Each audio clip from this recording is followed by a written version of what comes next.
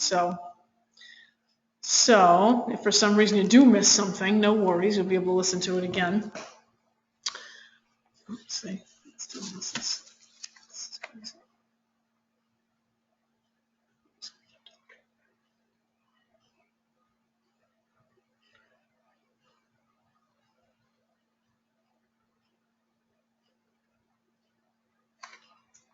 So they won't be able to hear us.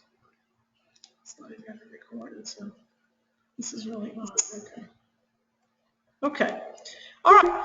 So we're going to start, and I'm going to turn the floor over to Robin Cusick in just about a second. But again, if you're just logging on now, welcome to our first Women's Health and Nutrition.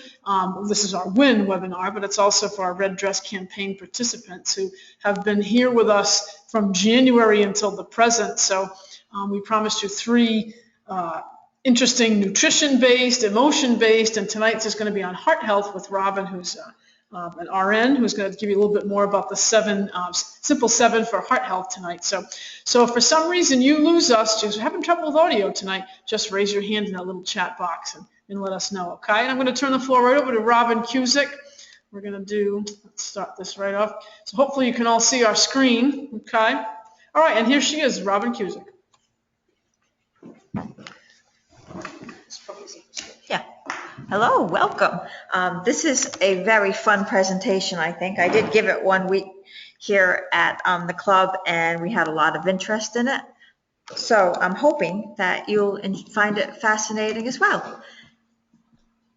This presentation was adapted from American Heart Association, mylifecheck.org. This is information that I've put together and organized, I hope, in a fashion that will be easy for you people to follow. There's me. Hello. I have been a nurse since 1979. I spent several years working with an orthopedic surgeon at 2 hospitals, 2 ORs, 2 offices, and a surgery center, and then 14 years helping establish and build the cardiovascular surgery program at Charlton Memorial.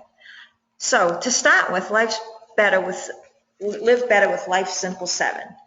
There are 7 factors that we should consider every day and include in our everyday life. We're going to start out with the first one, and the first of the Life Simple 7, eat better, followed by get active, lose weight, manage blood pressure, control cholesterol, reduce blood sugar, and last but not least, stop smoking. So the first topic is eating better. Why should we eat better? Healthy eating is our best weapon to fight cardiovascular disease. Our healthy diet, which is low in saturated fat, trans fat, sodium, and added sugars, and at the same time high in whole grains, lean protein, and a variety of fruits and vegetables, improves our chances for feeling good and staying healthy. How does better eating affect my health? Healthy food choices provide our body with the fuel we need to use and make new cells and create the energy we need to fight disease. But what can I do to eat better? Stock your kitchen with healthy foods. A little planning goes a long way. Track what you eat. Learn calories in and calories out. This will help us identify eating habits. What do we do when we sit at our desk at work? When we walk in the door from work? Do we plan? Can we pack our lunch ahead of time? Shopping the perimeter of the supermarket. We've done several little seminars on eating better, but just making a conscious effort to knowing what goes on our plate. The second part of this is getting active. Why get active? 70%, astounding number I believe, of Americans do not get the physical activity we need every day. Daily activity increases your length and quality of life. 30 minutes a day, that's not an awful lot. 30 minutes, 5 days a week, lowers your risk of heart disease, stroke, and diabetes. What is the price of inactivity? When you are inactive, first you burn fewer calories. That puts us at a higher risk for cholesterol problems, blood sugar, and blood pressure problems.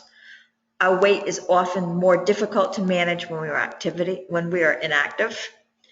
Physically active people nearly always report that they are in a better mood, have less stress, and more energy. I think every one of us can attest to the fact when we have a good workout, we are happy and healthy. What can I do to get active? Make the time. That is so important. Only you can make your health a priority over life's demands. You can start with something as simple as walking, do short periods of time and gradually increase. Take stairs. Stop using drive-throughs. Come to Barbelle. We have so many classes here, and any one of them can help you become more active. This one, the third one, losing weight. It's not so simple, but why should we lose weight? Too much fat, especially a lot around our waist, puts us at a higher risk for health problems such as high blood pressure, high cholesterol, and diabetes. Why is losing weight important? By shredding extra fat and unnecessary pounds, you reduce the burden on your heart, lungs, blood vessels, and skeleton. You give yourself the gift of active living. What can we do to lose weight? First, we need to identify our calorie needs. It is important to identify what calorie intake should be for your age and level of activity. Many of us think that we burn more calories than we do on a daily basis, and especially with activity. It's something that Kerry and the trainers have drilled into us from day one. Wearing our monitors, tracking how much, because we all have different metabolisms. We can take two people that will burn 2 calories during, I'll use a spin class as example. We can have one person on one bike that might burn 240 and another client that will burn 390. It's huge important to know how many calories we burn. The other thing that we also have to do is track. Tracking our calories in is the common denominator in so many successful programs. Whether you do MyFitnessPal, you do Weight Watchers points, or do a daily food journal, finding out the amount of calories we're eating compared to the calories you're burning at the level of physical activity makes us more successful in balancing calories in with calories out. It's quite simple. If you want to lose weight, we need to take more calories in, eat less, and move more, or eat healthier and move more. That would be that. This one is huge. Managing blood pressure. Why manage blood pressure? High blood pressure is a major risk factor for heart disease and stroke. When our blood pressure stays within a healthy range, we reduce the strain on our heart, arteries, and kidneys. High blood pressure, also referred to as hypertension, puts excess force and pressure on our arteries, stretching them past a healthy limit. This results in microscopic tears, and our body kicks into an injury healing mode to repair the tears with scar tissue. Scar tissue is what traps the plaque and white blood cells, which form blockages, blood clots, and result in hardened and weakened arteries. Same as if we were to cut ourselves superficially on our skin, a scar on our skin is not as pliable or soft as our healthy skin. The same thing happens to the arterial integrity of our heart. What is the cost of high blood pressure? It is huge. Uncontrolled hypertension can injure or cause death. It is referred to as the silent killer because it has no symptoms. Blockages and blood clots mean less blood gets to our vital organs, and without the blood, the tissue dies. That is why high blood pressure can lead to stroke, heart attack, kidney failure, and heart failure. These are all life-threatening conditions. So what can we do to reduce our blood pressure? The first thing we can do is identify what numbers our blood pressure are. The top number systolic should be a healthy 120 or under, and diastolic 80 or under. These numbers mean the top number systolic is the amount of force that's put against our blood vessels when our heart is actively pumping. The bottom number is the amount of force when our heart is at rest. Eating a heart healthy diet, including lower sodium, less sugar, less fat, will also help reduce blood pressure. Everybody should know their blood pressure. When you come to the gym, many people will come up to me and ask if I can check their blood pressure. There are screening tools in several stores that we go to. I know there's one in Target, there's one in Walmart, CVS. You can, whenever you go to your any physician's office, they should be able to check your blood pressure. The most accurate that I've read about is the automatic cuff that is used on your upper arm. What are some of the things, other things? Healthy heart is also can be the result of regular physical activity and maintaining a healthy weight. People that are active on a daily or at least 5 times a week are much more likely to have healthier arteries and less pressure on their heart. If you are a person that is prescribed antihypertensive blood pressure medicine, make sure you take it every day. The older we get, the more difficult it is to come off these medications. So please do not do so without a doctor's order. Many people say, oh, I've checked my blood pressure, it's been a healthy number, I don't need to take it anymore. Never do that without permission from your physician, because it could get you in quite a bit of trouble.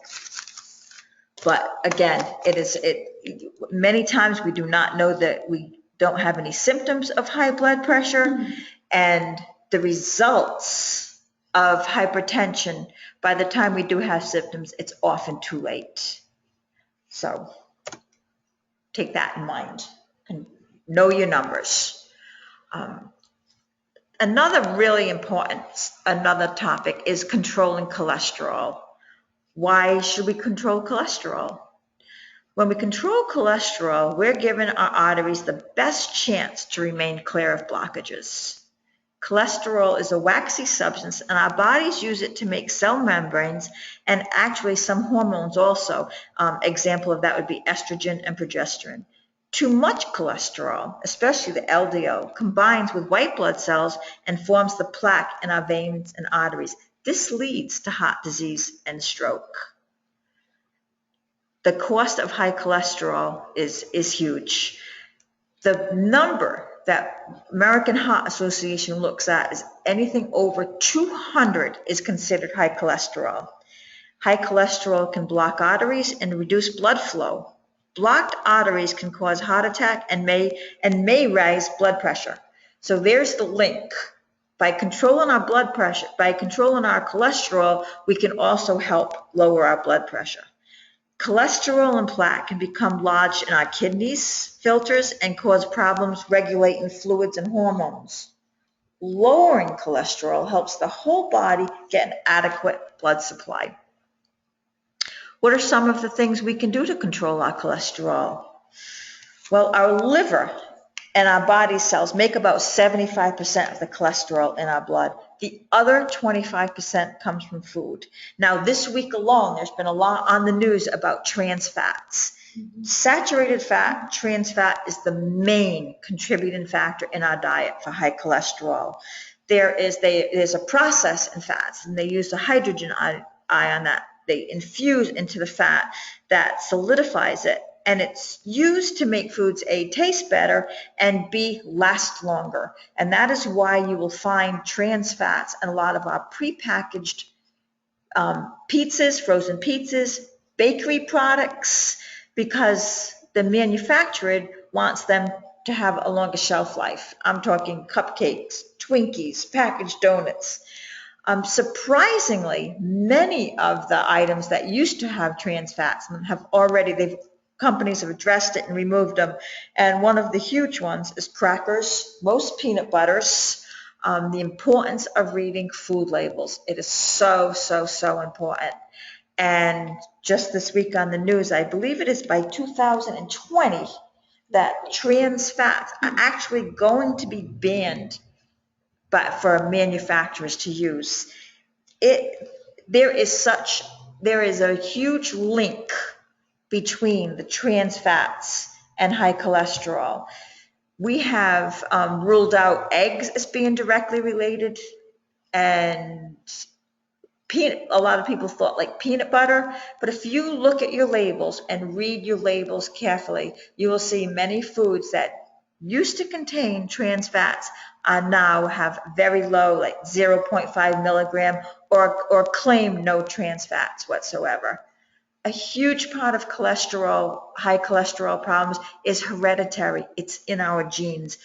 That we cannot control. But if we're aware of it and make a conscious effort to eat healthy and maintain a physical active routine, we can help keep our cholesterol under control. Cholesterol screening, know your number. Have your current blood work every year, and make sure that your HDL is higher and your LDL is lower. There's a lot of information out there on cholesterol and healthy numbers. Please take a short time and explore that, or ask any one of us here at the gym. We have plenty of resources available so that you would be able to help get that lowered. The cholesterol, the plaque and the cholesterol, then when it gets inside that artery and actually goes in between the layers and causes the inside of the artery, which would be the equivalent of the inside of a straw, to narrow. And then so much pressure is put on that plaque can break off. When that plaque breaks off, it can become lodged in one of your coronary arteries, which are the arteries that supply the blood supply to your heart itself, the heart muscle itself. Then that will become ischemic. That heart muscle will die, and that is directly related to high cholesterol. So it is a really, really important thing to be aware of, and it is one of the things we can control,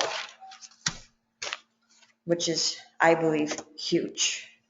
Another important one, and we've talked about this quite a bit, is reducing blood sugar. We've addressed this a lot at Barbelle lately over the last several months. What we can do to lower the amount of sugar intake, and why we should not eat so much sugar in our diet. Let me switch to my notes here. Sorry about that. When we consume a lot of simple sugars like soda, candy, sugary desserts, processed foods, it actually does a lot of harm to our body. Important thing what is the most important reason to do so?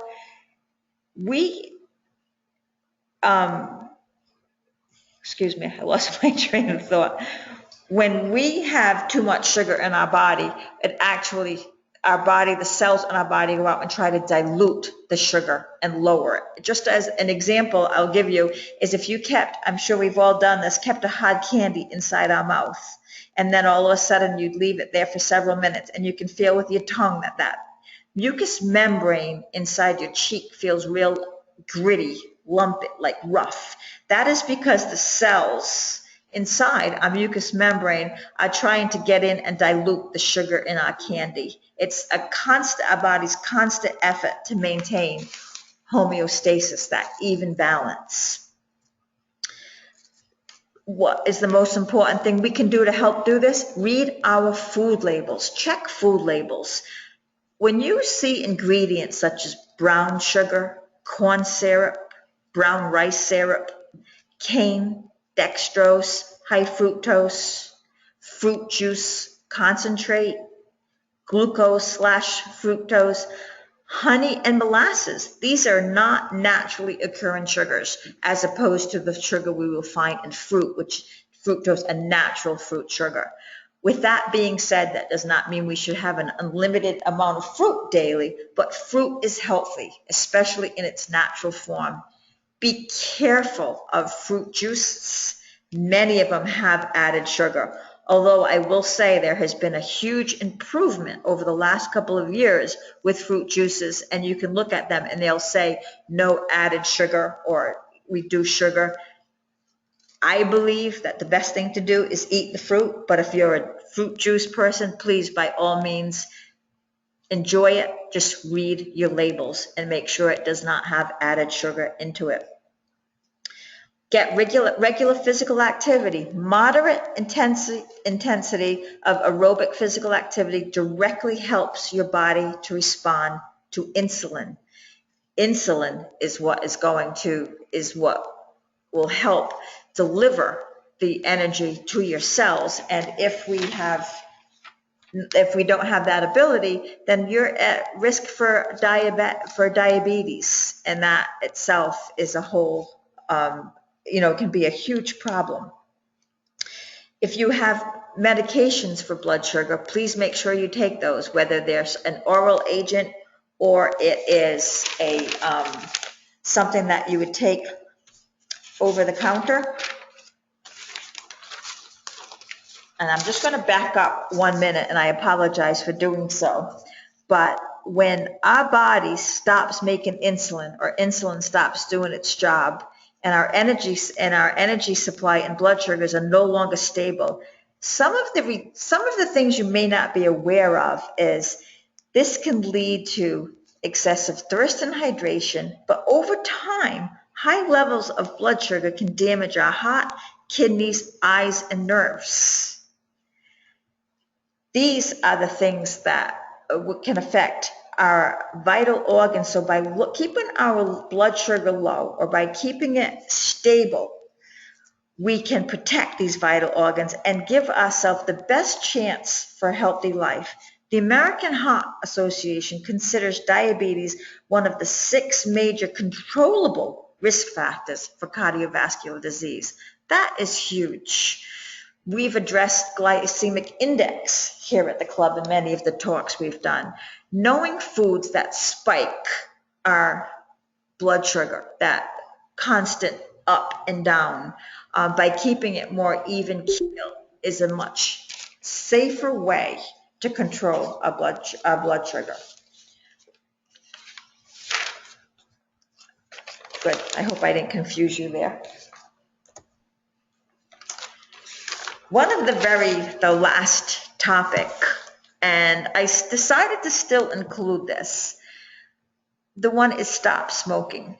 I don't think we have too many smokers here at Barbelle. I really don't. But you may know somebody that is a smoker, whether it be a spouse, a friend, sibling, a child. Why should we not smoke? Why should we stop smoking? Cigarette smokers are at much higher risk for developing cardiovascular disease. Smoking is one of the nation's top causes of early death. The impact of smoking on our health: smoking damages our entire circulatory system and increases our risk for coronary artery disease. Smoking can reduce our good cholesterol, and most importantly, it interferes with our lung capacity. Huge. What can we do to stop smoking? There are so many programs out there that are available. I know South Coast has one, a quit smoking program. Most hospitals do. Physicians' offices have pamphlets, information available. There are different modalities. I know there are patches, there are medications, there is hypnosis, but it is the best gift anybody can give themselves. Parents, talk to your children about cigarette smoking. Say no to cigarettes and yes to good health. Secondhand smoke is incredibly harmful to us. So if you live in a household with a smoker, just try to explain to them the impact that that has on your health. We are trying to be healthy, and it's very hard for us to maintain optimum health if we're breathing secondhand smoke. Again, I do not know of too many of us here that do smoke, but if you know somebody, it is such a controllable factor in making us healthy and have the healthiest heart possible. The American Heart Association has unlimited resources for information on nutrition, exercise, disease, well-being. If you go to that website, you can find items on health, nutrition, education, disease, exercise, weight control. Please take any time you'd like and explore that. If you have any questions or if there are any topics that you would like us to introduce to you here at Barbelle, please mention it to myself, to Kerry, any one of the trainers. And that's why we're here, to make us all aware of what we can do to lead happier and healthier lives. Thank you for joining us. Yeah, great, awesome. We hope that, thanks, Rob, that was awesome. Yeah. If you have any questions, just let us know. We're not even sure. Let's see. We apologize if some of the audio came and went a little bit. I know as Robin was speaking, we saw the audio come on and off. So for some reason you lost us. We will record this. It's being recorded, so we'll send it out to you, and you can take a listen to it at your leisure. If tonight was a busy night and you had other folks that wanted to be on the call too, or on the webinar. So, all right. So, Robin, thank you so much, and we're looking forward to seeing some of you on 7/15. We'll be in 2 weeks. We'll do another presentation, this time on calories and snacking, and then we have one more on 7/29, same time, 6:30. So, again, if for some reason you're not able to be part of the webinar, we'll send you the recording of it, and we hope it was helpful. All right, everybody, have a good night.